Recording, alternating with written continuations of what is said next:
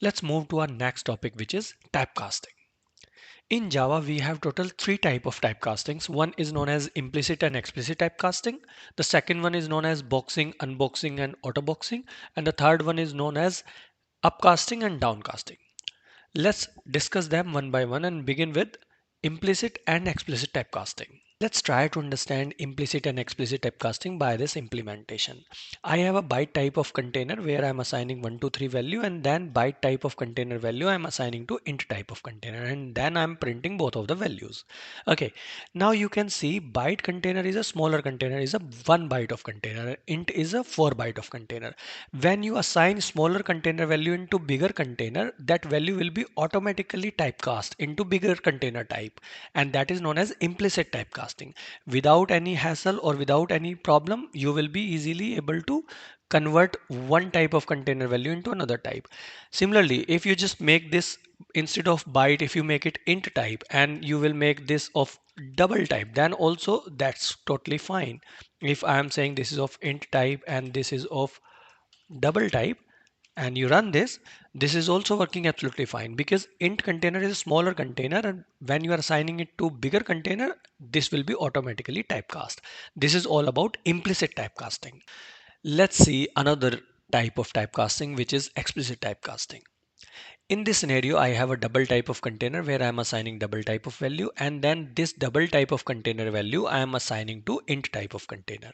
As you guys know, int is a 4 byte container and double is a 8 byte container, which means that I am assigning bigger container value into a smaller container.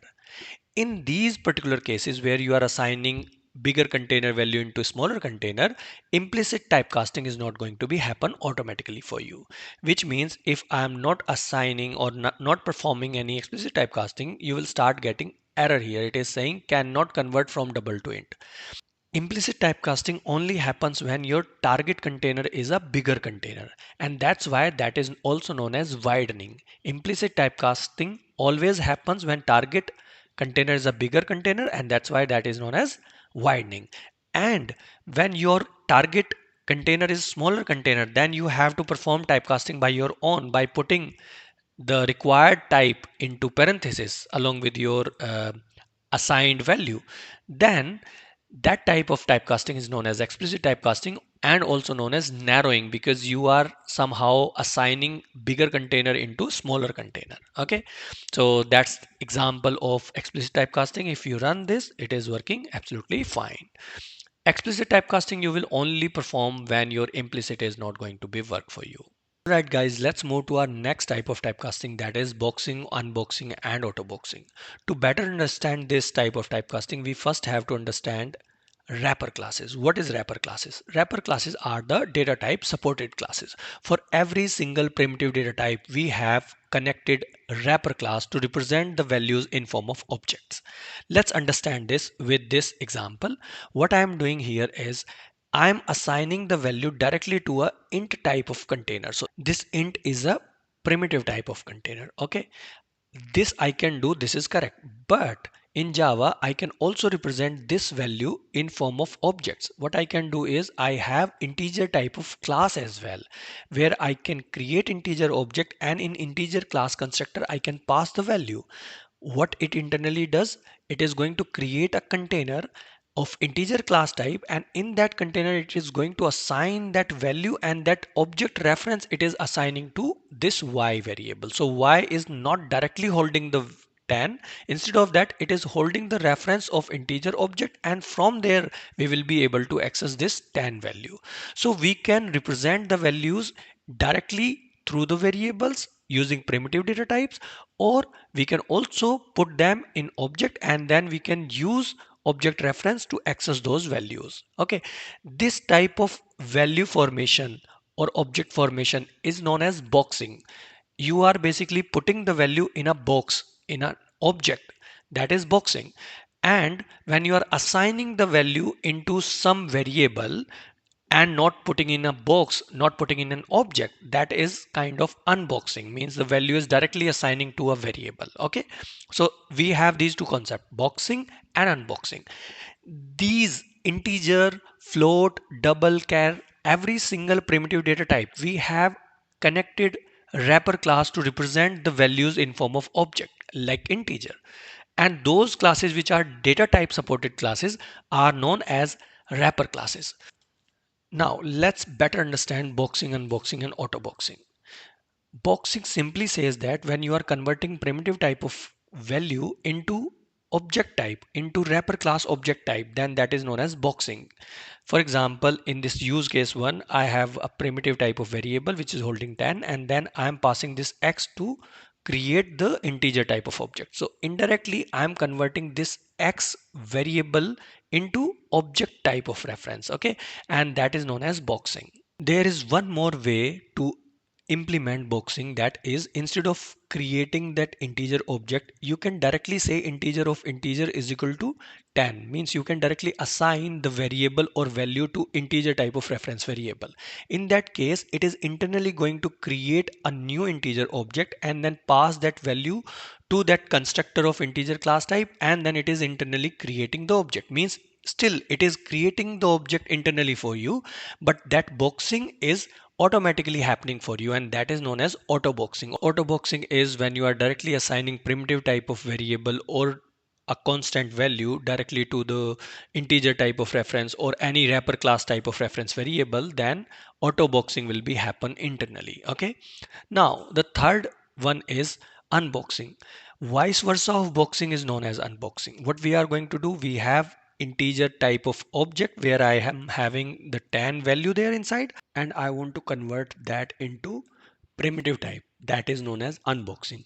Unboxing also happens when you are perform some comparison using some relational operator, and let's suppose x is a primitive type of variable and integer is a object type of reference. Okay, and you are perform comparison there, so there also internally compiler does the unboxing of this integer type of object into some primitive type and then only perform comparison, and then only you will get the expected output. So this is how unboxing happens in different use cases. Let's move to our last topic, that is upcasting and downcasting. Upcasting is something that when you try to hold child class object reference into parent class reference variable, that is known as upcasting. And downcasting is a vice versa of it. But downcasting is having one twist there. I'm going to explain it when I'll explain you downcasting. Let's first see the upcasting use case. What I am doing here, I am holding child class object reference into parent class reference variable, and then I am calling the methods there. Okay, make sure that whatever the method you are define the calling, that method must be there in the parent as well as in child, then only this dynamic binding will work. Otherwise it will start giving you error, because at compile time when you are performing dynamic binding like this, it is going to validate whether this method is available in the parent reference or not. If it is not there in the parent class, then it will gives you error. So make sure whatever the method you are calling in this certain use case, that method must be available in parent. And then if it is overridden in child, then child method will execute, and if it is not overridden in child class, then parent method is going to execute. Okay, so this is also known as dynamic binding, and when you are doing this, it is known as upcasting. Okay, and when you try to again retrieve the child class object from the parent class reference variable and again convert it into child of child, then that is known as downcasting. Let's see some invalid use cases. What I'm doing in use case 2, I'm creating parent class object, okay, and holding it into parent reference variable. And then what I'm trying to do, I'm trying to hold this parent object reference into child reference variable. That is not allowed. You will get class cast exception in that case. Okay, only downcasting will work when you are trying to fetch child class object from parent class reference variable, like I was doing in use case 1. That is only acceptable. But if you are trying to directly convert parent object into child reference variable, then that is not possible. You will get class cast exception. Class cast exception you will also get if you try to hold some irrelevant objects which are not having any relationship between each other. Then there also you will start getting this class cast exception. For example, ABC is a separate class and XYZ is a separate class, and you are trying to hold XYZ object into ABC class reference variable, then you will start getting again class cast exception. So these are the some use cases which implements upcasting and downcasting concept. Okay. Now we have done with upcasting, downcasting, boxing, unboxing, and auto boxing, and implicit and explicit typecasting. All these three type of typecasting we are done with. And if you want to do the implementations, you can check into Oops 5 folder, and you will find all these three type of typecasting here. Okay, well implemented, and you will have a good reference from these implementations.